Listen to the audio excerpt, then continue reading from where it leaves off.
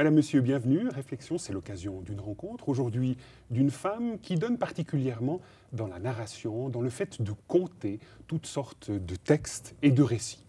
Alix Noble, bonjour. Bonjour.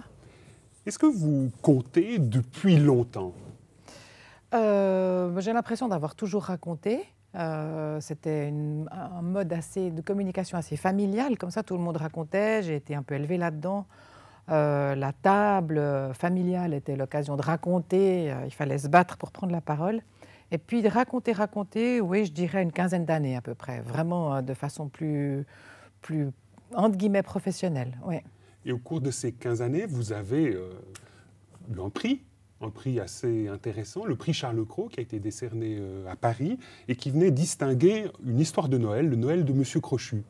Oui, le Noël de Monsieur Crochu, c'est vrai que j'ai raconté beaucoup d'histoires. Après, j'ai fait comme beaucoup de gens, c'est-à-dire quand on commence à raconter, on invente toujours beaucoup d'histoires. J'ai inventé l'histoire de Monsieur Crochu, qui est devenu un conte de Noël. Et c'est vrai qu'il a eu le prix en 1994 à Paris. Je suis très fière de ça. Je suis allée le chercher d'ailleurs, ce prix-là, à Paris. Il y avait l'abbé Pierre et Johnny Hallyday. Nous étions trois. C'était très agréable d'être ensemble. Mais c'était drôle. Pour moi, c'était impressionnant de voir que quelque chose qui pouvait être inventé, qui avait été raconté comme ça dans un studio, mais sans texte, pouvait toucher des gens, être entendu et reconnu. C'était une drôle d'impression. Et depuis lors, vous avez un petit peu évolué, ou peut-être que vous avez toujours porté ça aussi avec vous. Vous contez aussi régulièrement la Bible. Oui, beaucoup. La Bible, alors je la raconte moins que d'autres types de contes, parce qu'il y a moins de demandes. Mais pour moi, alors, c'est vraiment... C'est d'ailleurs, la narration biblique, j'y suis venue beaucoup plus tard que les contes, parce que je trouvais qu'il y avait un enjeu derrière. J'avais peur de trahir le texte biblique, étant d'une tradition réformée, où la parole... Pèse de tout son poids. Et... oui, c'est pas n'importe quoi. Il faut faire attention avec ça. On ne peut pas dire n'importe quoi par rapport à ça. Donc j'avais peur. Alors que les contes, alors c'est... Dans l'imaginaire, on garde la structure, mais enfin... On jubile un peu sur le plan de l'imagination, on peut dire un petit peu ce qu'on veut. Il faut pouvoir avoir toute cette capacité d'improvisation très, très libre. Et là, vous êtes prête à envisager toute une série de narrations de la Bible à partir de cette perspective, en vous mettant finalement très proche des personnages et en essayant de faire vivre concrètement le vécu de chacun. Oui, c'est ça la grande différence entre le conte et le texte biblique, c'est que le conte, c'est des personnages imaginaires qui n'ont pas existé, c'est des facettes, c'est plus des rôles, tandis que dans le texte biblique, c'est comme ça que le texte biblique se définit lui-même, c'est une histoire, c'est de l'histoire. Donc, ces gens-là, je pars du principe que ces gens-là, puisque le texte est défini comme de l'histoire, c'est un petit garçon. Quel âge il a? Je vais chercher. Comment est-ce qu'il est, le vieil Élie? Je ne vais pas donner les noms, parce que si je donne les noms, tout de suite, ça devient de nouveau des caricatures et ça devient de nouveau des... Ça risque de devenir des rôles. Et puis là, vous vous mettez vraiment dans la peau de chaque personnage et vous essayez dans un peu de développer son monde intérieur et de lui donner un peu d'épaisseur, une épaisseur que le texte biblique ne mentionne pas. Ne mentionne pas parce qu'on n'a que des gros morceaux, on n'a que des structures. Le texte biblique ne donne pas tous ces détails-là. Donc tout le travail de la conteuse de narration biblique, justement, ça va être de donner de la chair à ces humains-là comme témoins. Finalement, d'une certaine mesure, moi, je suis juste un témoin parce que rien de ce qui est humain, en tout cas, je peux comprendre ce qu'une femme peut vivre, je vais travailler pour voir peut-être ce qu'un homme peut ressentir, je vais m'intéresser aux gens autour de moi. Un vieux, je vais voir un vieux qui bouge ses vieilles mains toutes fripées, toutes rêches, je vais prendre ça et je le mettrai peut-être pour Abraham vieillissant ou pour le vieux Samuel qui doit aller bénir ce petit gosse. Vraiment essayer de retrouver cette patte d'humain. Ouais. Donc là, on retrouve quand même une veine d'imaginaire très très présente. Vous ne laissez pas votre imagination au placard. De l'imaginaire pour l'humain, pas de l'imaginaire pour du magique et du merveilleux. Donc ça, c'est la limite que vous vous posez. Disons, je vois bien la différence quand je raconte un conte, quand je fais un travail de conte, ou pouf, pouf, pouf, ou quand je fais un travail sur la patte de l'humain. Ce n'est pas la même chose. Alors, ces dernières années, Alix Noble, vous avez mis vos talents à disposition d'une cause, celle de parler de la mort et de la fin de vie. Pourquoi cela ? Pourquoi cela? Parce que la proposition m'a été faite de raconter des contes sur la mort pour des étudiantes et des étudiants en soins infirmiers. Et puis que ça s'est développé, que je me suis rendu compte que l'imaginaire avait beaucoup de choses à voir avec la mort et le mourir, qu'on se fait plein de représentations sur cette espèce d'inconnu complet qu'est la mort, et que dès que l'imaginaire est titillé, il produit des images, que les contes sont des productions d'images, et qu'elles peuvent apporter pas une réponse, mais un apaisement. Alors, on vous retrouve là dans une séquence lors d'une soirée organisée par Caritas où vous avez raconté la fin de la vie d'Abraham, le père des croyants. Je ne sais pas si Abraham, le père des pères des pères des pères de certains, avait réfléchi à sa fin de vie. En tout cas, il en avait beaucoup parlé avec Dieu. Ils étaient très copains. Ils avaient beaucoup vécu de choses ensemble. Et puis, un jour, un soir, est-ce que c'était dans une halte? Est-ce que c'était près d'une oasis? Est-ce que c'était en mangeant un mouton? Je ne sais pas très bien. Un jour ou un soir, au repos, à la fraîche, à la brume, voilà que Dieu, tout dans l'élan et la tendresse que lui inspirait la figure d'Abraham, après tout, ils avaient vécu beaucoup de choses ensemble, ils étaient au début d'une longue histoire, et la longue histoire, c'est peut-être nous, allez savoir. Dieu a dit à Abraham, « Abraham, je t'aime. » Et Abraham a dit, « Dieu, moi aussi. » C'est ces grands moments où on se dit des choses importantes. Et Dieu a dit à Abraham, « Abraham, comme je t'aime, tu peux me demander quelque chose ce soir et je le ferai. » Alors Abraham, qui était comme tout un chacun, désireux de vivre le plus longtemps possible, a dit à Dieu, eh bien, puisque tu me le proposes et que ça vient de toi, j'aurais jamais eu, moi, l'audace de te le proposer, j'aimerais te demander une chose qui me tient à cœur, ô Éternel. Je suis jaloux de ton éternité. Dieu a dit, n'est pas question que tu le deviennes. Non, a dit Abraham, je suis tout à fait au courant de mes limites, d'humain, de créature. Ô mon Créateur, mais disons que si pour moi, après tout ce qu'on a vécu ensemble, tu me laissais choisir moi-même le moment de ma fin de vie, ça m'arrangerait. Oh, Dieu a dit, ah, c'est que ça? Oh, ben alors d'accord. Et c'est comme ça que ça s'est conclu. Et depuis, Abraham vit bien. Et depuis, Abraham vieillit.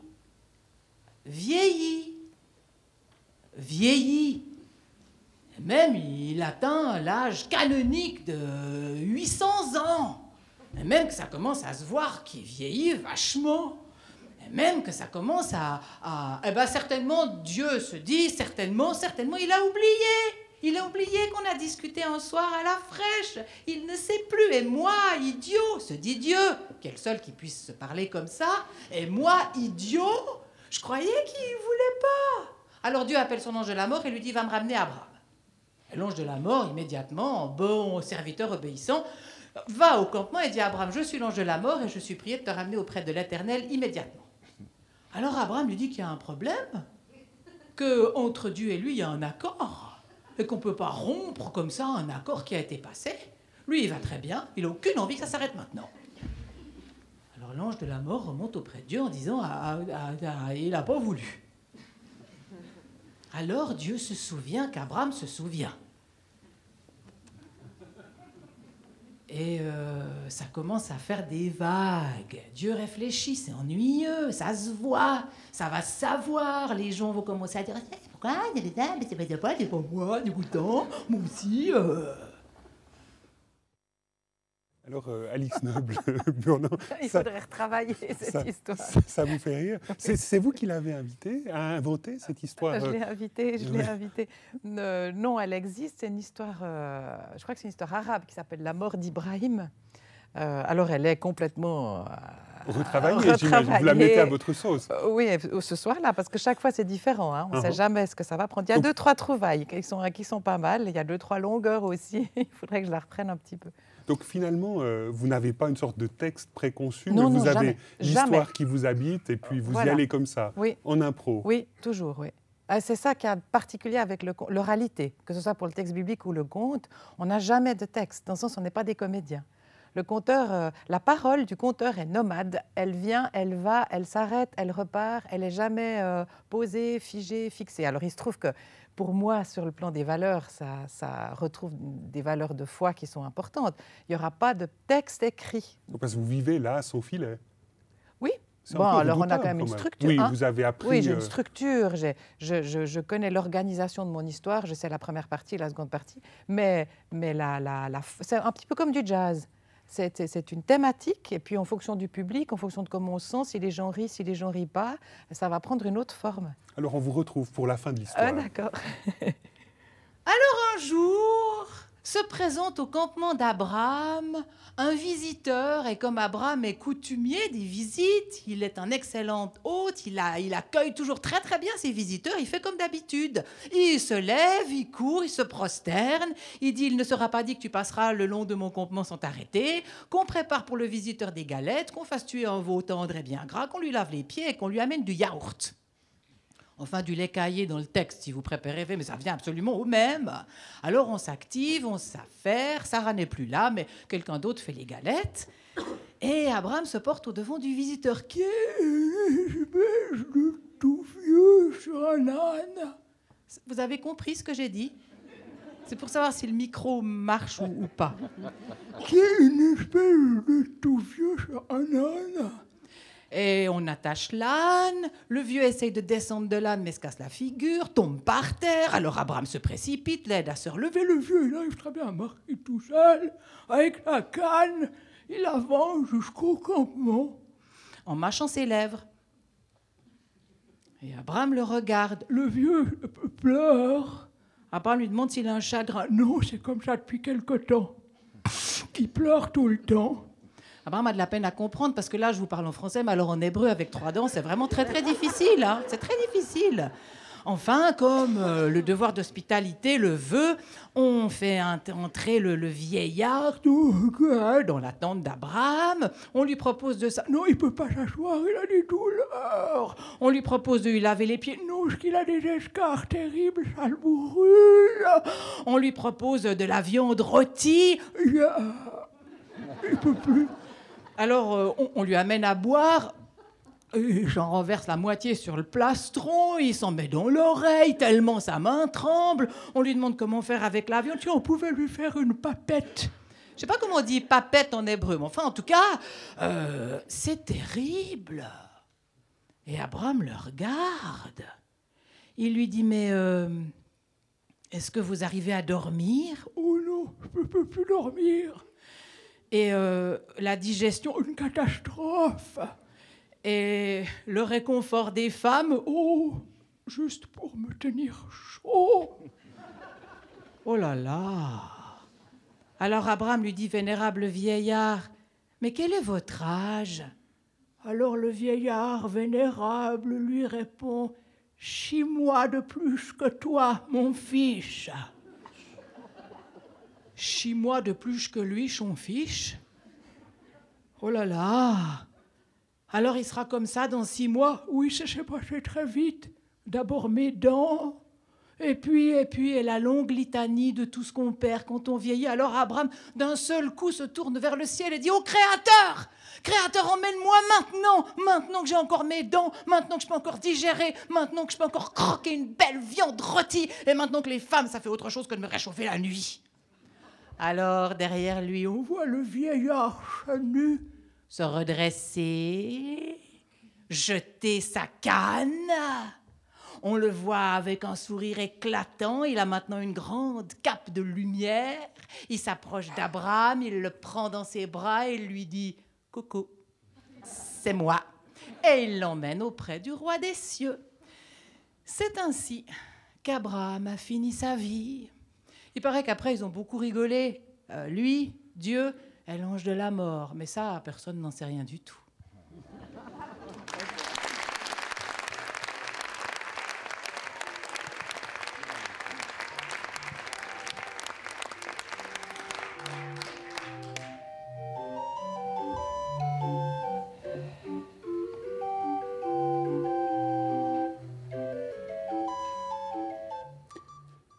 Alors Alix Nobburno, qu'est-ce que ça vous fait de vous voir comme ça sur scène? Ah, ça ne me fait pas grand-chose. Je me ferais retravailler. Je trouve qu'elle est beaucoup trop longue. Je me suis vraiment laissée aller avec un public qui était assez agréable. Mais Elle est trop longue, cette histoire-là. Il faudrait la recouper beaucoup plus s'il y a des... Mais voilà, c'est des petites choses comme ça. Alors, qu'est-ce qui vous a conduit ces derniers mois à essayer de thématiser sous forme de narration la thématique de la mort et notamment de la fin de vie, en l'occurrence? Alors justement, la mort fait très peur, c'est un inconnu complet, c'est un endroit qui fait appel à toute la capacité de confiance qu'on peut avoir, qui ranime aussi beaucoup de peurs qui viennent de très très loin. Elle fait peur à tout le monde, comme elle n'est pas connue, on va avoir tendance à projeter beaucoup de choses et à imaginer. Ça m'a toujours beaucoup frappé de réfléchir à ça, de voir qu'on confond très souvent ce qu'on imagine avec ce qu'on croit, et ce qu'on imagine avec ce qu'on fait. Maintenant, on est dans une situation de société qui est très problématique, où les références traditionnelles sont effondrées, ce qui n'est pas forcément mal, parce que ce n'était pas parce que c'est avant que c'était juste extraordinaire.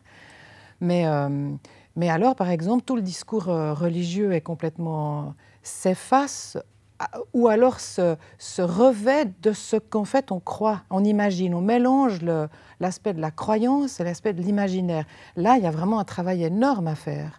Alors, vous le faites sous forme narrative? Pourquoi cela? C'est une pertinence je vais développer le côté de l'imaginaire puisque je suis conteuse, en disant, on peut imaginer, imaginons, c'est génial, il y a beaucoup de contes à notre disposition, imaginons, c'est de l'imaginaire.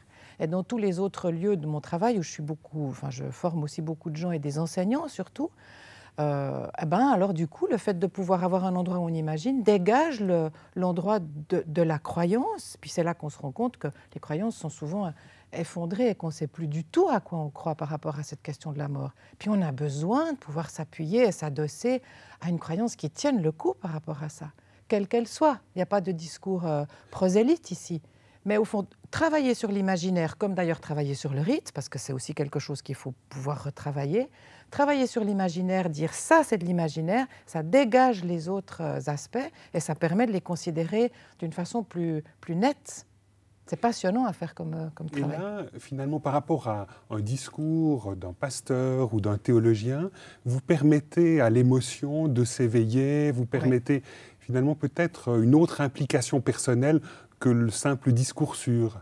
C'est ça, l'imaginaire, en fait, le conte raconte quelque chose de pas vrai, cette histoire d'Abraham qui veut pas mourir, c'est pas vrai, c'est une histoire, l'ange de la mort, c'est pas vrai au sens que c'est pas la réalité, on peut pas être témoin de ça, puisque c'est du conte, c'est du pas vrai, et alors c'est de l'émotionnel. L'émotionnel est très très présent dans le conte et en racontant une histoire comme ça à laquelle personne n'est censé croire, on se rend compte qu'on met en scène, on touche, on émeut, alors on fait rire, mais il faut faire rire parce que dessous il y a une demande, une exigence, une peur, une inquiétude, une émotion, une tendresse. Raconter Dieu qui rit avec Abraham, est-ce que c'est vrai, est-ce que c'est pas vrai? C'est pas du tout de ce domaine-là, c'est du domaine de l'émotionnel. Il y a en moi quelque chose qui a tellement envie et puis qui est tellement heureux en imaginant ça. Et ça, mon émotion, elle est vraie, elle est authentique, elle est réelle. Donc, et vous avez l'impression, pratiquement, que ça permet aussi aux gens de faire part de leur peur de la mort, d'exprimer ce qui les habite au plus profond par rapport à ces derniers instants de la vie. Les gens, les enfants, parce qu'on est enfant par rapport à ça, peuvent se mettre au bénéfice d'une histoire qui est racontée et puis loger des paquets d'émotions. Et au travers d'un sujet aussi terrible que celui de la mort, rire, être ému, attendri, travailler leur lien, parce qu'alors ça c'est évidemment très fort, travailler le lien avec les humains, le lien avec Dieu, si c'est Dieu, le lien avec eux-mêmes, rire d'un vieux parce qu'on a peur de ça, c'est toute une relation avec son propre corps qui en fait tout dessous est de l'ordre de la tendresse. Oui, on travaille beaucoup et on a du plaisir. Moi, j'en ai quand je raconte. Et les gens, manifestement, en avaient aussi beaucoup. Non. Et puis, ça fait tellement du bien d'avoir du plaisir et de rire. Et ça reste après. On se souvient d'un... C'est comme un petit fauteuil. Pendant un petit moment, on a été dans un fauteuil avec une thématique aussi terrible que la mort. Ça, je suis convaincue que ça peut apporter beaucoup. Enfin, ça détend, ça apaise. Alors cette soirée s'inscrivait dans un cadre bien particulier. C'était une soirée organisée par Caritas où, quelque part, le but de la soirée était d'encourager les gens à envisager positivement le fait de développer une réflexion par rapport à des directives de fin de vie. Oui, le thème de la soirée s'appelait la mort en face. C'est vrai que Caritas Suisse propose des directives de fin de vie et que c'est une réflexion difficile à mener, c'est-à-dire on va réfléchir à ce qu'on voudrait ou ce qu'on ne voudrait pas pour sa fin de vie, ce qui est toujours très difficile à faire quand on est en pleine forme, on n'a pas envie de penser à ça. Donc il y a une forme de courage. Et puis dans ce sens-là, c'était une soirée qui était avec ce côté un peu agréable. Il y avait aussi Bernard Creta qui était là, enfin il y avait plusieurs personnes. C'était l'idée de présenter un emballage un peu agréable pour promouvoir ces directives de fin de vie. Alors on retrouve le directeur de Caritas Vaud, Pierre-Alain Prat, qui nous dit quelle réflexion sur la fin de vie tente de promouvoir son association. Chaque individu décide de sa fin de vie, décide de la manière dont il veut mourir. Et je crois que nous avons aussi, sur ce point de vue-là, quelque chose à proposer, quelque chose à dire. Et je pense que c'est important qu'on puisse entendre aussi un discours je dirais, qui va plutôt dans le sens de ne pas, je dirais, de ne pas soutenir ou de ne pas recommander à des personnes de mettre fin à leur jour. Et concrètement, qu'est-ce que vous proposez pour accompagner ces derniers moments de l'existence?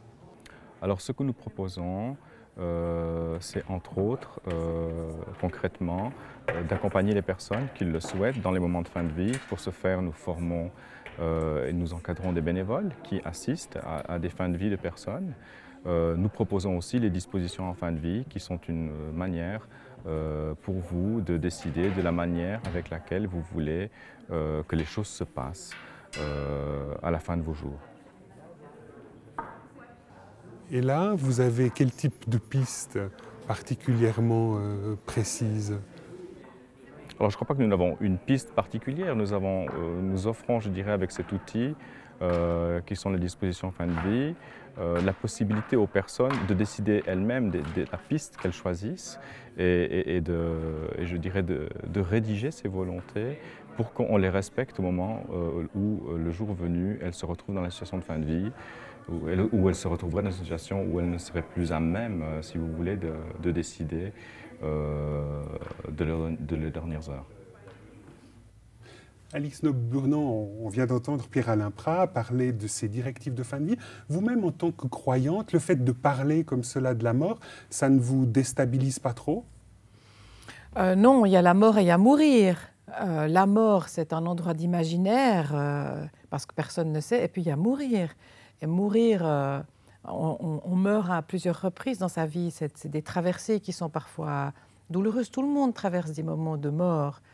Alors c'est peut-être là que mon côté croyant, mais c'est plutôt un côté de faire confiance à ce que je ne connais pas. Alors je choisis, je décide de faire confiance que dans ces passages-là, il y a quelqu'un qui m'attend de l'autre côté. Je l'ai vérifié à plusieurs reprises dans les quelques passages que j'ai dû vivre. Donc les passages de les mort, passages de mort, que ouais, vous avez traversés. de deuil, oui, ouais, que tout le monde traverse, hein, tout le monde en a. Eh ben quand je me retourne en arrière, c'est vrai, je vois que ça n'a jamais été insurmontable et quelqu'un m'attendait. Alix Noble-Burnand, on retrouve maintenant Pierre-Alain Prat qui va nous parler du rôle de la foi dans sa perception de la mort et de la fin de vie. Je pense que la foi peut peut-être apporter une certaine atténuation de l'angoisse, tout en pensant qu'au moment ultime, l'angoisse sera présente. Donc ce que je voulais dire par là, c'est que finalement, la personne qui est croyante, qui se rattache à une certaine forme de foi chrétienne, est prête dans ses derniers instants à être disponible, à être disposée à recevoir peut-être la fin, ou peut-être à attendre encore que cette fin se manifeste véritablement. Je le pense, je pense que, ou c'est du moins de cette manière-là que personnellement je vois la question de la mort, en ce sens que ce moment, je vais le vivre un jour, mais le moment ne m'appartient pas, en quelque sorte. Je pense que oui, que certaines, parce que c'est quelque chose que j'ai reçu dans le cadre de ma propre foi et de mon éducation chrétienne, et c'est quelque chose qui m'aide à lire, je dirais, le moment de ma mort. Alice Noble-Burnand, on vient d'entendre Pierre-Alain Prat parler de tout ce qui a trait à l'espérance par rapport à la fin de vie, par rapport à la mort. Pour vous, quel rôle joue la résurrection du Christ dans votre perception de ce qu'est la mort, de ce qu'est la fin de la vie? Alors, la résurrection du Christ me fait me dire que quelqu'un m'attend de l'autre côté, comme après une naissance. Pour les enfants qui ont eu la chance de naître et d'avoir un père ou une mère qui les prenait contre eux après la naissance, c'est ça que la résurrection me dit. Quelqu'un m'attend de l'autre côté. Maintenant, il a été extrêmement avare en explications, il n'a rien dit du tout. Donc pour moi, la résurrection, c'est plus une confiance posée, mais que je n'ai pas les moyens d'éprouver, d'expérimenter. Je fais confiance à quelque chose que je ne connais pas, donc je crois quelqu'un. Voilà, c'est une décision plus qu'une émotion. Je décide de croire que quelqu'un m'attend de l'autre côté et que c'est le Christ. Alors, dans ce sens, ma foi est très personnalisée. Je sais bien en qui je crois. Mais alors, comment ça va se passer? Pour moi, dans ce sens, ça n'a pas de réalité. Il n'a rien dit à ce sujet-là. Tout le reste est imaginaire. Alice Noble-Burnand, merci beaucoup d'avoir accepté notre invitation sur ce plateau. Madame, Monsieur, nous espérons que cette émission vous aura intéressé. À bientôt.